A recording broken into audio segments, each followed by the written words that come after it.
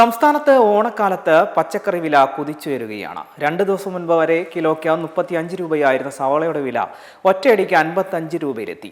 മുംബൈയിൽ നിന്നുള്ള വരവ് ഗണ്യമായി കുറഞ്ഞതാണ് സവാള വില വർദ്ധിക്കാൻ പ്രധാന കാരണമെന്ന് വ്യാപാരികൾ പറയുന്നു.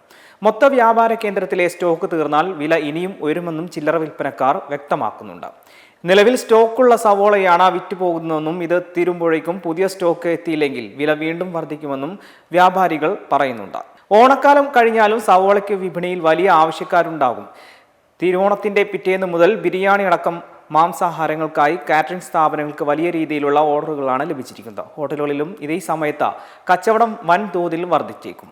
സാമ്പാർ വിഭവങ്ങൾക്ക് മൊത്തത്തിൽ വലിയ രീതിയിൽ വില കൂട്ടിയിട്ടുണ്ടെങ്കിലും ക്യാരറ്റിനും ബീട്രൂട്ടിനും കിലോയ്ക്ക് 90 രൂപയാണ് നിലവിലെ വില.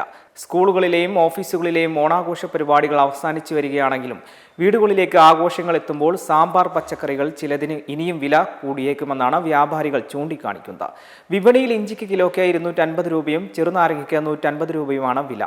പാവയ്ക്ക കിലോയ്ക്ക് 70 രൂപ നിരക്കിലാണ് വിൽപ്പന നടക്കുന്നത്. ഇതോടൊപ്പം നേന്ത്രപ്പഴത്തിന്റെ വിലയും കുത്തനെ വർദ്ധിച്ചിട്ടുണ്ട്. കിലോയ്ക്ക് 75 രൂപയ്ക്ക് മുകളിലാണ് ഇപ്പോഴത്തെ വില.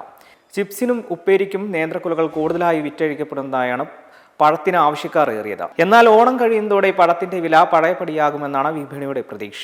കേരളത്തിൽ പച്ചക്കറി വില ക്രമാതീതമായി വർദ്ധിക്കുന്നതിന് പിന്നിൽ കാലാവസ്ഥാ വ്യതിയാനവും ഉൽപ്പാദനക്കുറവും ഉയർന്ന ഇന്ധന ചരക്കുകൂലിയുമാണ് പ്രധാന കാരണങ്ങൾ.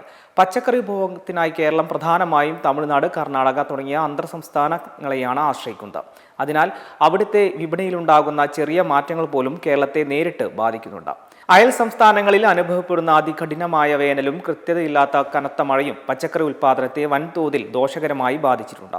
അസമയത്തുള്ള മഴ കാരണം കൃഷിയിടങ്ങളിൽ വെള്ളം കയറി വൻതോതിൽ വിളനാശം സംഭവിക്കുകയും വിപണിയിൽ പച്ചക്കറികളുടെ വരവ് കുറയുകയും ചെയ്തു. ഇന്ധനവിലയിലുണ്ടായ വർധന മൂലം മറ്റ് സംസ്ഥാനങ്ങളിൽ നിന്ന് കേരളത്തിലേക്ക് പച്ചക്കറി എത്തിക്കുന്നതിനുള്ള ലോറി വാടകയും മറ്റ് യാത്രാ ചെലവുകളും കുത്തനെ ഉയർന്നു.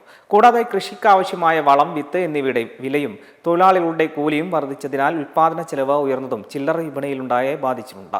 ഇത്തരം പ്രതിസന്ധി ഘട്ടത്തിൽ വിപണി വില നിയന്ത്രിക്കാൻ ഹോർട്ടികോർപ്പ്, കൺസ്യൂമർ ഫെഡ് പോലുള്ള പൊതു സംവിധാനങ്ങളുടെ ശക്തമായ ഇടപെടലുകൾ കൃത്യസമയത്ത് ഉണ്ടാകാത്തതാണ് ചില്ലറ വ്യാപാരികൾ വീണ്ടും വില ഉയർത്താൻ കാരണമാകുന്ന ആക്ഷേപവുമുണ്ട്.